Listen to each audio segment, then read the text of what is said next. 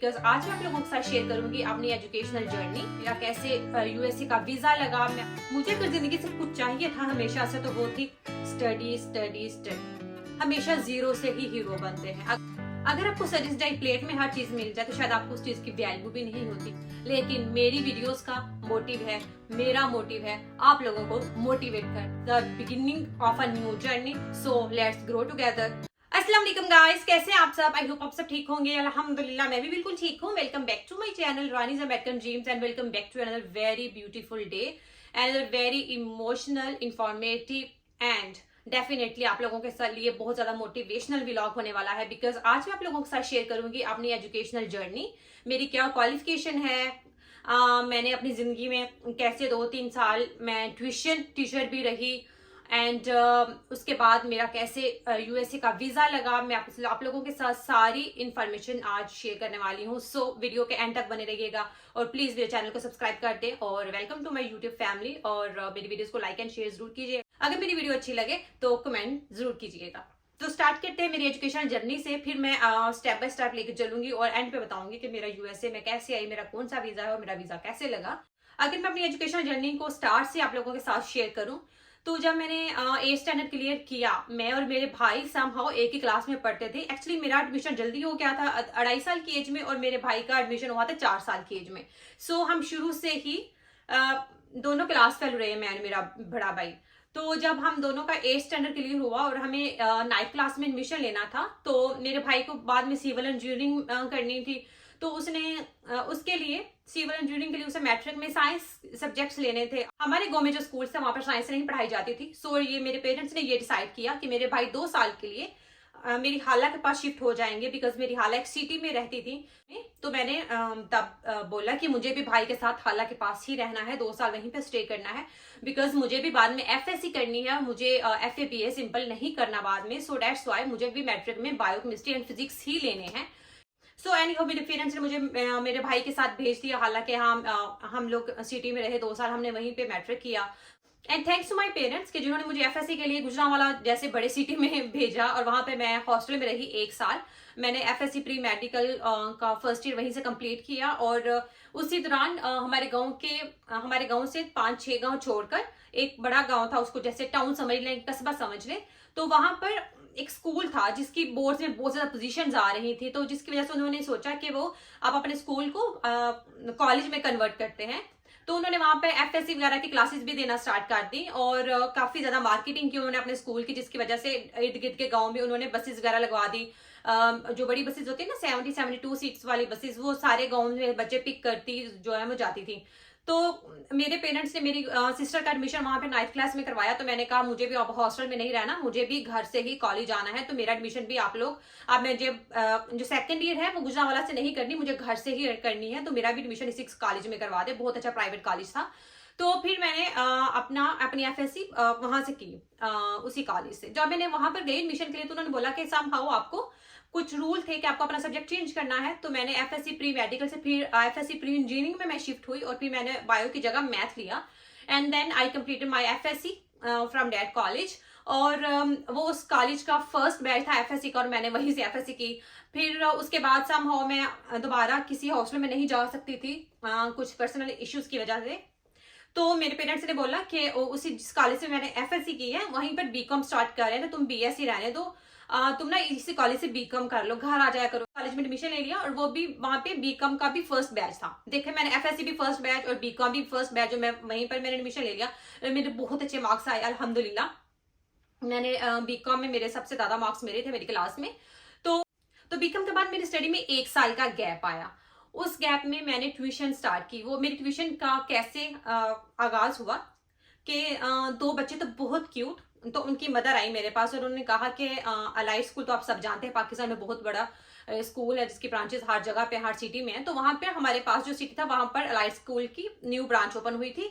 तो उन्होंने कहा कि हमारे बच्चे जो है वो अलाइट स्कूल में जाएंगे तो उनको थोड़ी सी तैयारी वगैरह करनी है, बच्चों को ट्यूशन वगैरह तुम दे दो। बिकॉज बाकी गाँव में जितनी भी लड़कियां थी सारी एफए वगैरह एफए बीए वगैरह ही थी। तो प्राइवेट जिन्होंने किया हुआ था, तो ऐसे FSC BCom साइंस के साथ किसी ने कोई ऐसा नहीं थी क्वालिफिकेशन को जो उन बच्चों को, थोड़ा इंग्लिश मीडियम बच्चे थे तो उनको पढ़ा सके। तो मैंने कहा ओके, क्योंकि वो बच्चे इतने क्यूट थे कि मैंने ना उनकी क्यूटनेस पे फिदा हो गई और मैंने कहा ठीक है मैं इनको पढ़ा दूंगी। दोनों बहन भाई बहुत क्यूट है, तो उनसे इतनी ज्यादा अटैचमेंट होगी कि मुझसे ज्यादा मेरे घर वाले वेट करते थे कि तुम्हारे स्टूडेंट नहीं आए रानी, तुम्हारे स्टूडेंट नहीं आए, क्योंकि वो उनसे ना बहुत ज्यादा पनायत होगी थी, उन बच्चों पे बहुत प्यार आता था। और हम बहनें, मेरी मामा भी वेट कर रही होती थी कि वो बच्चे कब आएंगे ट्यूशन के लिए, तो हम उनको प्यार करेंगे ना, बहुत बहुत मजे की बातें करते थे।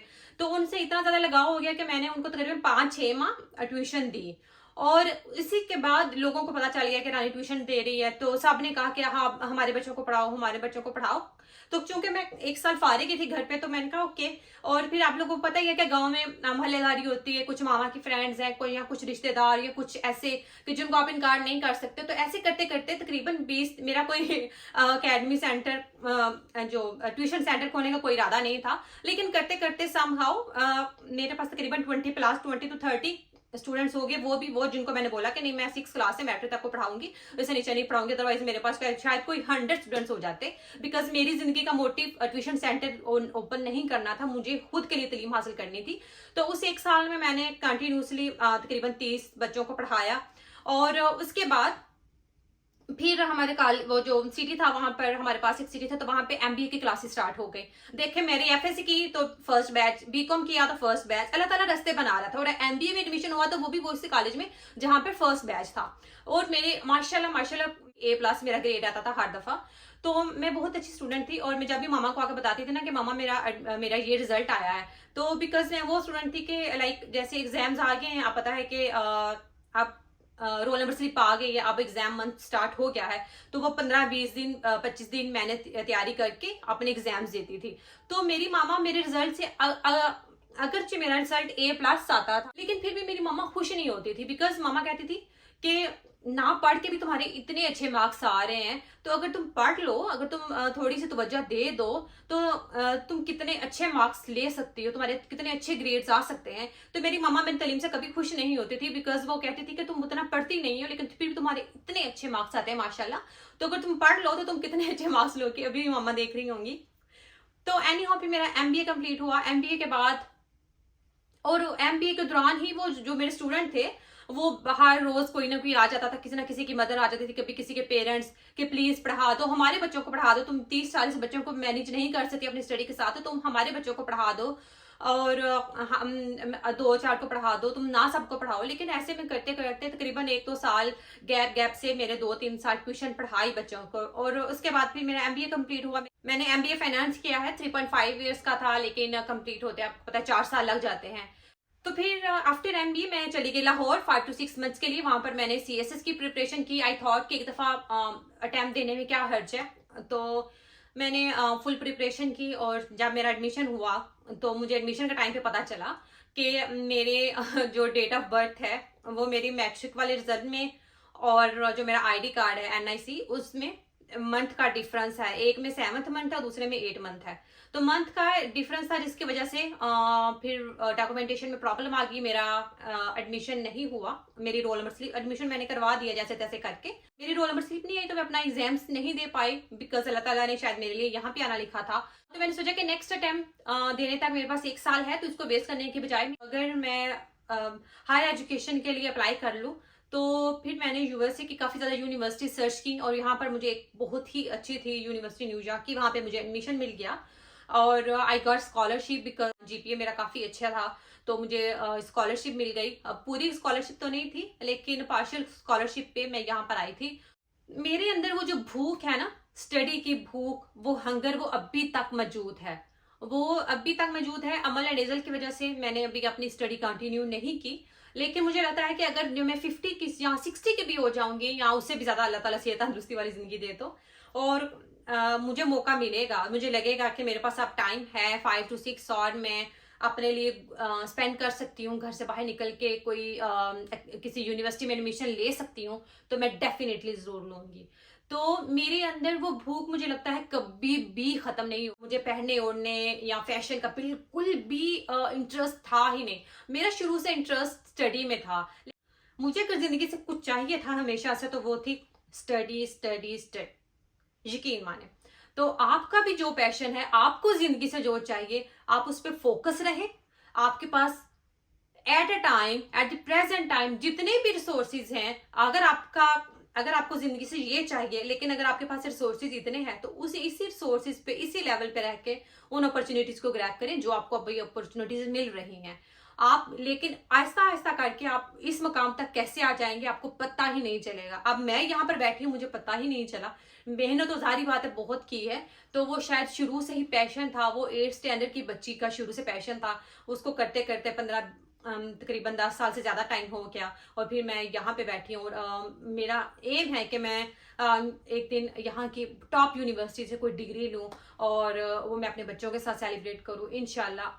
वो दिन ज़रूर आएगा मेरी ज़िंदगी में। मुझे बहुत शौक है कि मुझे बहुत शौक है कि मेरे हाथ में एक दिन यहाँ की टॉप यूनिवर्सिटी से मैं एक डिग्री लेके निकलूँ और मेरे हस्बैंड साथ हों, मेरे बच्चे साथ हों और फिर वो डिग्री मैं अपने पेरेंट्स को डेडिकेट करूँ। सारी बात है, बच्चे और हस्बैंड तो साथ होंगे ही, उनका तो साथ हो गई, लेकिन वो डिग्री मैं अपने पेरेंट्स को डेडिकेट करूँ। मुझे इंतज़ार है उस दिन का, चाहे उस दिन को 10 साल लग जाए, चाहे उस दिन के आने में 20 साल लग जाए, चाहे उस दिन के आते आते मेरे हाथ में स्टिक हो, लेकिन मेरा एम है कि एक दिन वो जरूर आएगा। चाहे वो मैं कोई 1 साल की डिग्री ले लूं, कोई 1 साल का कोई डिप्लोमा या कोर्स वगैरह कुछ भी हो, 2-3 साल वाला अगर नहीं भी कर सकती बच्चों के साथ, तो मेरा पैशन, मुझे लगता है कि आपको जिंदगी से कुछ भी चाहिए, उस चीज को हासिल करने के लिए एक ही चीज जरूरी है, वो है आपका पैशन। आपने बहुत से लोग देखे होंगे हमेशा जीरो से ही हीरो बनते हैं।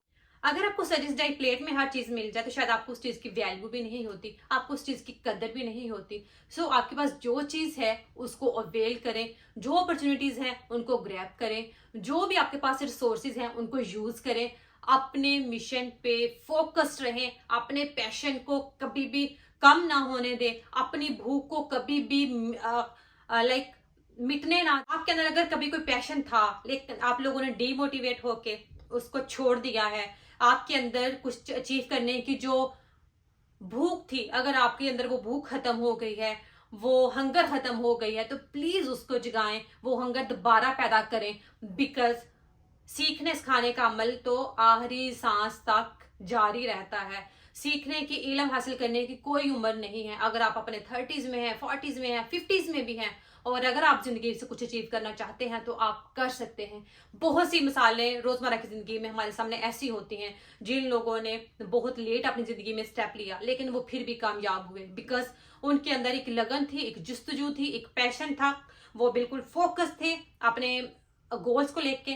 तो आप अपनी जिंदगी में एक एम बनाएं, अपनी एजुकेशन को प्लीज जरूर कंटिन्यू करें।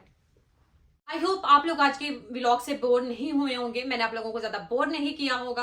अगर मेरे वर्ड से, मेरी स्टोरी से, मेरी एजुकेशन से आप लोगों को थोड़ी सी भी मोटिवेशन मिली है तो प्लीज मेरे चैनल को जरूर सब्सक्राइब कीजिएगा, मेरी वीडियोस को अपने फ्रेंड्स एंड फैमिली के साथ जरूर शेयर कीजिएगा और मुझे कमेंट जरूर कीजिएगा कि आपको मेरी वीडियो कैसी लगी। मैं कोशिश करूंगी कि हर तरह के टॉपिक्स को टच करूं, आपको जस्ट क्लीनिंग किचन के व्लॉग्स ना दूं, एक वैरायटी, एक वेरिएशन लेके आऊं अपने व्लॉग्स में ताकि आप लोग बोर नहीं हो। मेरा मकसद है आप लोगों को मोटिवेट करना। एंटरटेनमेंट के नाम पे तो आप बहुत से व्लॉग्स देखते होंगे, बहुत सी वीडियोस आपकी नजर से डेली गुजरती होंगी, लेकिन मेरी वीडियोस का मोटिव है, मेरा मोटिव है आप लोगों को मोटिवेट करना। चाहे वो मोटिवेशन आपकी हाउसकीपिंग को लेके हो, चाहे वो मोटिवेशन आपकी अपनी पर्सनैलिटी को डेवलप करने से रिलेटेड हो, चाहे वो मोटिवेशन आपके दिमाग की खिड़कियां खोलने से रिलेटेड हो, चाहे वो मोटिवेशन आपकी जिंदगी में कामयाबी के रास्ते की तरफ हो। मैं कोशिश करूंगी कि मैं अपनी जिंदगी में जो भी स्टेप लूं उसमें आपको अपने साथ साथ रखूं ताकि आप लोगों को भी मोटिवेशन मिले और आप लोगों जब मेरा साथ देंगे तो मुझे भी मोटिवेशन मिलेगी। मैं भी अपनी जिंदगी से बहुत कुछ चाहती हूँ,